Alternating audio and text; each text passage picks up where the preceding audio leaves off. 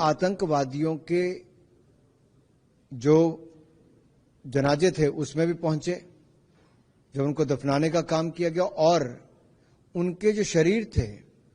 उन पर भी या ताबूत पर भी पाकिस्तान का झंडा था। दुनिया भर के देश मानते हैं आतंकवाद अच्छा या बुरा नहीं, आतंकवाद आतंकवाद होता है जो निर्दोष लोगों की जान लेता है। कतर, साउथ अफ्रीका, इथियोपिया और अब इजिप्ट में ये जो सर्वदलीय डेलीगेशन भारत से आया है सांसदों का, ये अलग अलग भाषाओं, अलग अलग विचारधाराओं, अलग अलग दलों, अलग अलग क्षेत्र से आने वाले लोग हैं, लेकिन 140 करोड़ भारतीयों का एक स्पष्ट संदेश लेकर आए हैं, दुनिया भर में सच्चाई बताने कि कैसे सीमा पार से पाकिस्तान के द्वारा प्रायोजित आतंकवाद बार बार भारत के निर्दोष लोगों की जान लेता है। भारत पर बार बार पाकिस्तान द्वारा प्रायोजित आतंकवाद के हमले होते हैं जो भारत के आर्थिक विकास को भी एक तरह से प्रहार करने का प्रयास करते हैं, निर्दोष लोगों की जान लेते हैं, और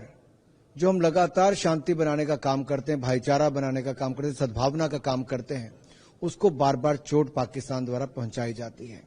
हमने ये भी दुनिया भर के देशों को बताया कि कैसे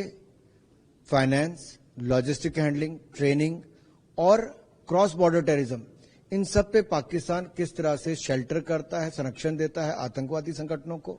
और पहलगाम हल्के में जो आतंकवादी संगठन था द रेजिस्टेंस फ्रंट, वो भी पाकिस्तान की सरजमीन से चलता है, और कैसे पाकिस्तान के बड़े फौज के अधिकारी उन आतंकवादियों के जो जनाजे थे उसमें भी पहुंचे, जब उनको दफनाने का काम किया गया, और उनके जो शरीर थे उन पर भी या ताबूत पर भी पाकिस्तान का झंडा था। ये अपने आप में दिखाता है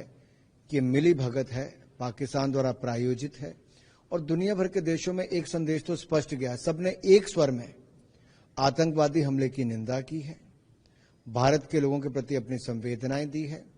और अपना विश्वास व्यक्त किया है कि वो भारत के साथ आतंकवाद की लड़ाई में खड़े हैं। क्योंकि दुनिया भर के देश मानते हैं आतंकवाद अच्छा या बुरा नहीं, आतंकवाद आतंकवाद होता है जो निर्दोष लोगों की जान लेता है, और किसी देश द्वारा प्रायोजित अगर आतंकवाद हो तो लड़ाई कितनी मुश्किल होती है। इसलिए एक ग्लोबल कोएलिशन ऑन टेररिज्म जो है कि सबकी एक जैसी सोच हो, टेररिज्म की परिभाषा सुनिश्चित हो, और टेररिज्म के खिलाफ जब भी कोई कार्रवाई करें सब देशों को एकजुट होना चाहिए। ऐसा ना हो कि जैसे यूएनएससी की लिस्ट में 52 पाकिस्तान की सरजमीन से चलने वाली टेररिस्ट ऑर्गेनाइजेशन है, टेररिस्टों के नाम हैं, उसके बावजूद भी पाकिस्तान कोई कदम नहीं उठाता। जब ये सारी बातें सबके सामने आती हैं तो पाकिस्तान का घिनौना और असली चेहरा जो आतंकवाद को बढ़ावा देता है सबके सामने आता है। अच्छी बात यह है कि हम इजिप्ट के फॉरेन मिनिस्टर से मिले, लीग ऑफ अरब स्टेट्स उनके सेक्रेटरी जनरल से मिले, सांसदों से मिले, सेनेटर से मिले,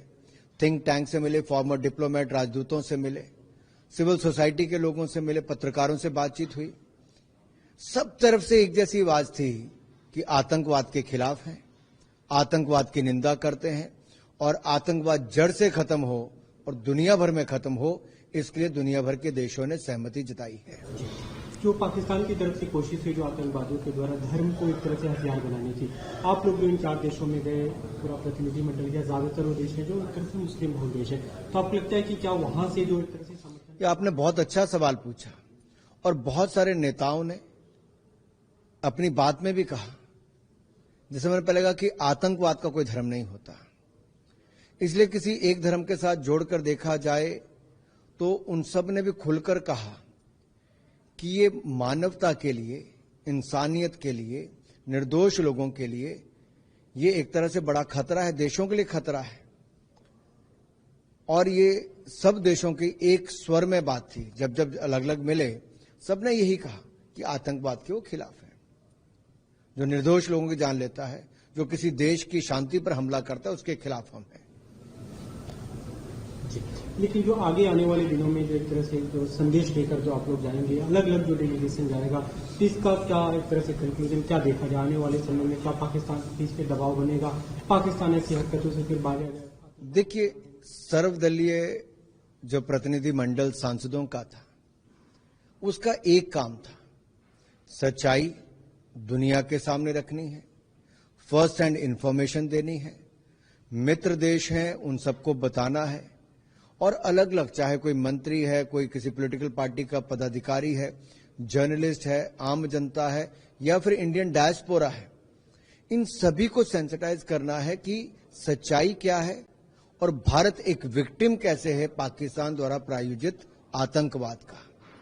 और भारत ने अब जो न्यू डॉक्ट्रिन जो तय की है, जो न्यू नॉर्मल है, कि अगर कोई भारत पर वापस हमला आतंकवादी करेगा तो हम कड़ा और स्पष्ट जवाब देंगे और उसी भाषा में देंगे। दूसरा, अगर कोई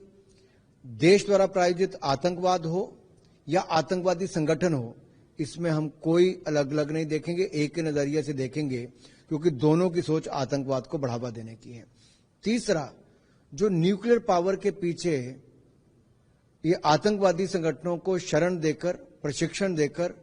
और सीमा पार आतंकवाद बढ़ाने का काम जो देश करता है, वो अब ये भी समझ ले